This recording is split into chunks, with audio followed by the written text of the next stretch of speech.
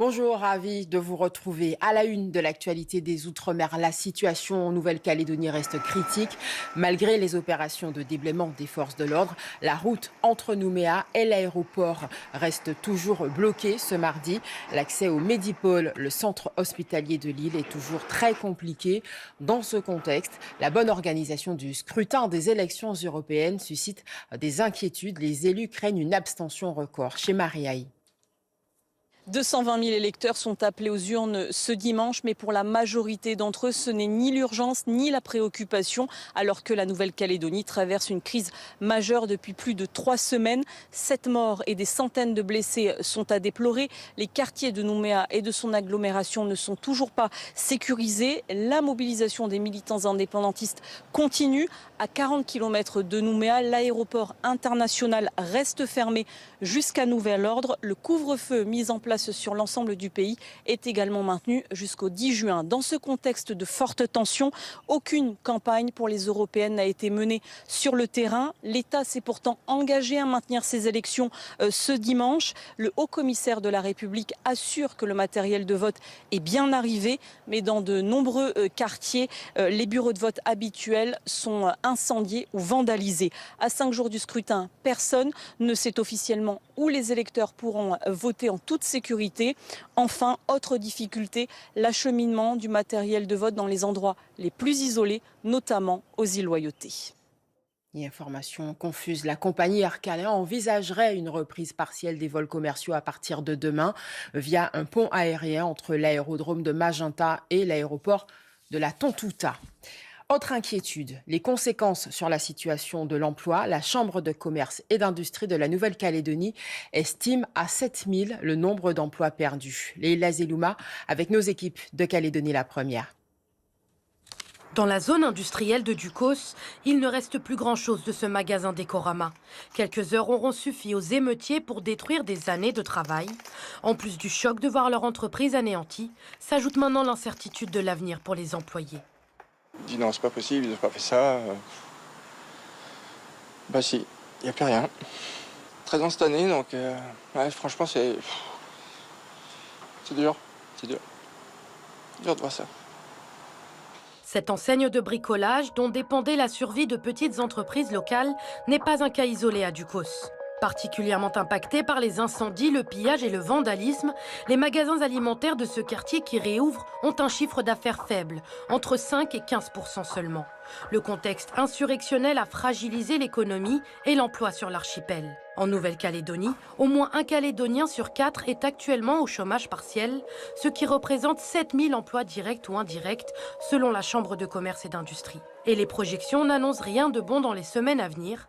Pour ce salarié qui travaille depuis 12 ans pour l'entreprise, c'est l'incompréhension.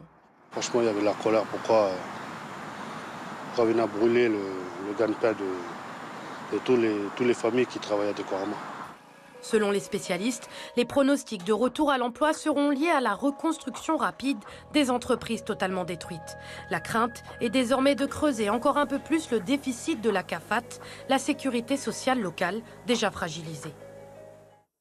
Et les discussions politiques semblent dans l'impasse. Sur le plan sécuritaire, l'État ne parvient pas à rétablir l'ordre. Selon le parti non indépendantiste Calédonie Ensemble, il demande au président de la République de mettre officiellement un terme à la procédure modifiant le corps électoral. On écoute Philippe Gomez, élu au Congrès de Nouvelle-Calédonie.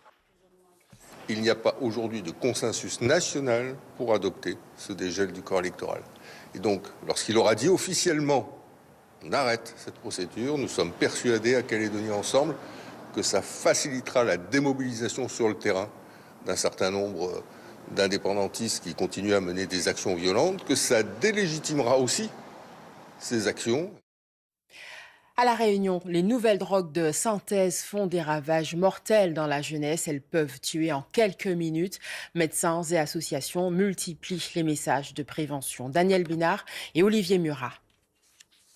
2023, 3 décès des suites d'une surconsommation de nitazène, une drogue de synthèse appelée plus familièrement B13.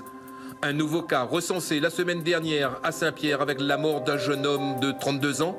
La surconsommation de cette drogue peut être fatale. Ce sont des substances, alors pour les opiacés synthétiques, des substances qui sont activent à très très petite dose, vraiment avec des doses infimes.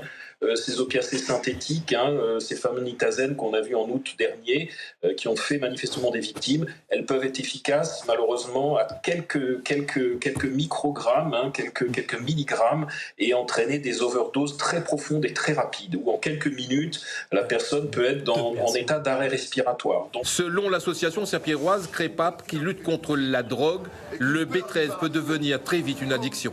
La première prise que vous fumez ça, vous les pris à vie. Les drogues dures frappent désormais la jeunesse réunionnaise. Passé au second plan le Zamal, les drogues de synthèse ont envahi notre île. Selon l'association saint-pierroise CREPAP, même si le sud est fortement impacté, ce n'est malheureusement pas la seule région touchée. Les partout dans Saint-Pierre, mais pas qu'à Saint-Pierre. Moi, je vous dis, c'est partout à La Réunion. Il y a de la cocaïne, il y a des drogues de synthèse qui disent B13, dites le doux aussi. Et il y a aussi encore le tabac chimique aussi.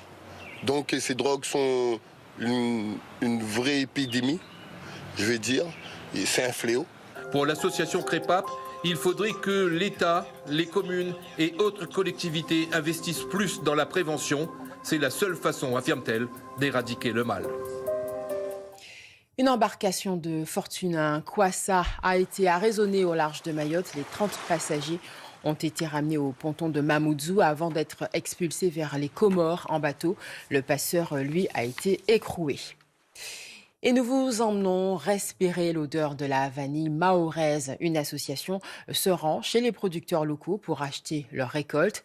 Du champ à la vanille transformée, le reportage d'Ismaël Mohamed Ali et Jadi Maoulida. Abdou Hamada Hamadi, 70 ans, ne respire que par l'agriculture.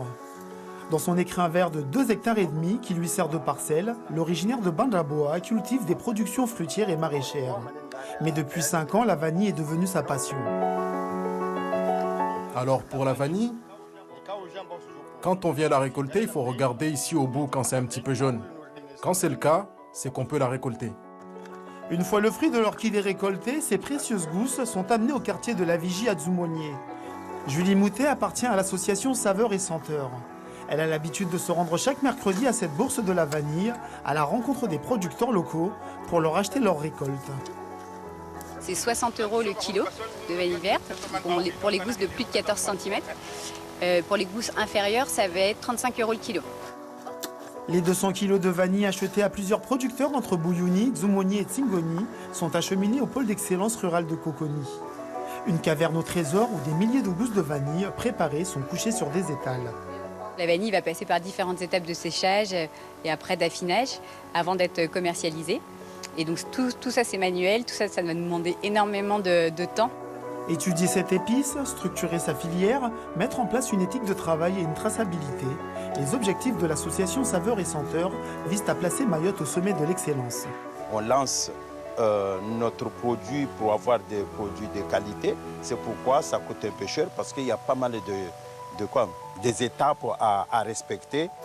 La vanille mahoraise se vend essentiellement sur le marché local à 700 € le kilo. Ces acheteurs se répartissent entre les touristes, l'aéroport, quelques restaurants et les habitants du territoire. Merci de votre attention. L'actualité des Outre-mer continue sur lapremière.fr. Bel après-midi, à demain.